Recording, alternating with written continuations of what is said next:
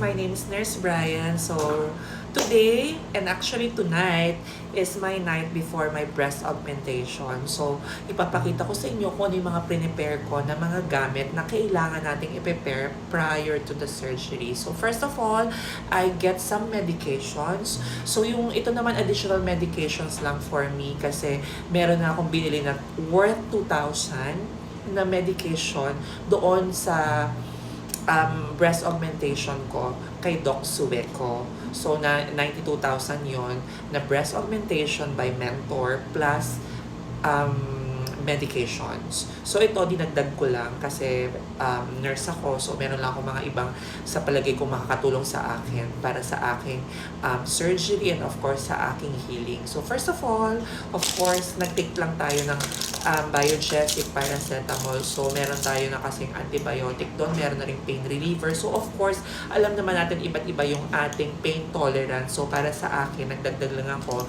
ng paracetamol. Normally, you can take this 1 tablet or 2 tablets 2 times a day para lang ma-lessen yung ating pain pa aside doon sa binigay na pain reliever. And of course, meron din akong binili na Rexicare Soft Cold and Hot Gel Packs. Yan, ito. Normally, ito na lang yung binili ko kasi mas maganda to compared dun sa hot and cold compress because nasa hotel ako right now. So, nakakahiya na mayat maya hihingi ako ng ice. So, meron naman ako refrigerator. So, better to kasi pwede na siya sa tigkabilang breast. Ayan. Ganito siya kalaki. Tapos, microwavable din siya. And then, of course, pwede mo siyang ilagay. So, nakalagay siya dyan. And then, nakalagay din dito yung isang side. Kasi may mas malaki nito. Pero pinili ko yung dalawa na lang para each side ng breast. Meron siya. Kasi on the first few days, kailangan cold compress. And then, of course, after few days or a week or so, warm compress. And of course, hindi mawawala ang ating alcohol. So, bumili ako ng alcohol. Kailangan rin natin ng mga vitamins. So, bumili ako ng Centrum. Vitamins lang pang-boost ng immune system. Aside sa vitamins, of course, I add some additional vitamin C pang-boost din ng healing kasi maganda yan. And of course, nagdagdag din ako ng Neurobion. This is a vitamin B complex and of course alam naman natin para lang malasan yung pain and of course ma-regenerate yung mga nerves natin kasi of course lalagyan tayo ng pocket sa breast natin. So bumili rin ako niyan and of course ito rin bumili rin ako ng Myonal. Ano yung gamot na Myonal? Myonal is a muscle relaxant kasi kung mapapansin niyo doon sa ibang nakapag breast augmentation, alam niyo naman na right after breast augmentation your breast becomes so firm which is normal.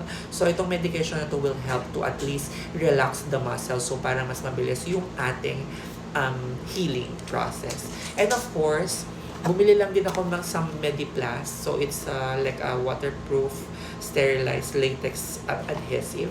So ganyan siya kalaki. So pwede natin siyang ilagay doon sa part ng pinagtahian. Ganito siya kalaki. So perfect na perfect siya. Para if of course para makaligo na rin naman tayo. Kasi normally talaga, pinagbabawal lang yung paliligo. It's because dahil may opening tayo, so ayaw natin ng infection. And of course, ako naman, dahil medical professional ako, of course, kailangan lang naman nating takpan yun. Wala na, kasi merong ibang doktor na nagsasabi na pwede kang maligo, girl, after 24 hours. So tayo naman, wag na tayo magpaka 7 days na hindi tayo maliligo, 'di ba? Ibang pakiramdam kasi summer ngayon, right? And of course, ano pang importante sa lahat, of course, kailangan nating uminom ng vitamin C na pineapple juice. Why pineapple juice? Kasi ang pineapple juice rich in bromelain. Bromelain is a compound that can be found on the pineapple para ma-prevent yung excessive bruising, excessive swelling. So, it helps also para yung mas mabilis yung healing natin. And aside, sa pagbili ko nito, bumili ako nito ng 9 pieces. So, parang kailangan ko ubusin to for 1 liter. This is 1 liter a day. So, this is good for 9 days. Bumili ako ng 9 pieces na ganyan. And of course, aside from this one, syempre medyo OC tayo. Bumili rin tayo ng bromelain na chewable. So, this is 40 milligrams. So, ang gagawin ko na lang, kasi meron ako nakita sa Healthy Options. Bili ko nito, by the way, sa Healthy Options. Ito is merong 500. This one is 40 milligrams. Mas mura lang siya compared doon kasi yung 500 milligrams, 60 tablets lang if I'm not mistaken. It's like 1,785, and this one is 1,050 pesos, but this one is 180 tablets. So ang gagawin ko na lang siguro 2 tablets or 4 tablets 2 times a day para mas increase yung bromelain natin. And ngayon, dahil hindi pa ako na-operahan, pwede na ako mag-take nito para at least medyo mag-effect na rin siya. So, ano pang pinipare ko? Wala naman. So, wala naman ako na-prepare pa. Ang prepare natin, pera of course, kasi medyo mahal siya. To be honest, dapat kay Dr. Ravik ako. The problem with Dr. Ravik, it's because in Dr. Ravik, yung price varies from sizes. And of course, gusto ko sanang isabay yung Adam's apple ko because I am having my feminization because I'm undergoing a medical transition already because I'm taking hormones. By the way, also kailangan before you go to an operation like this, dapat nakaprepare ka na, nag-stop ka na ng hormones mo.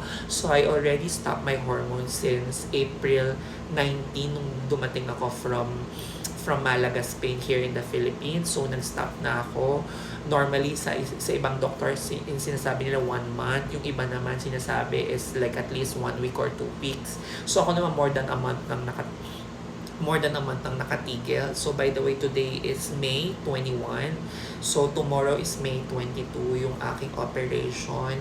And kaya ko pinili ang May 22, it's because it's my gift for myself. Birthday ko po sa June 22. So, it's a 1-month celebration of life and of course, my new chapter of my life. So, by the way, this is my breast without anything. So, hindi kasi mapansin kasi naka-black ako. Pero as you can see, may pocket naman na tayo. But if you will touch my breast, it would be like 1 hand already. So, we'll see tomorrow kung anong kakalabasan niya. Hopefully, ay maging successful naman po siya.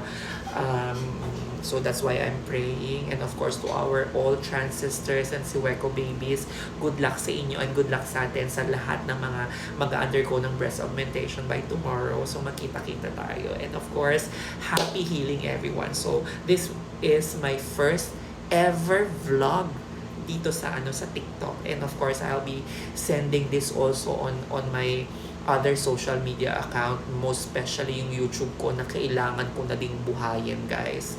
So hanggang dito na lang, guys. I will update you on my my breast augmentation surgery. Bye. Exciting. Yes, thank you, Lord.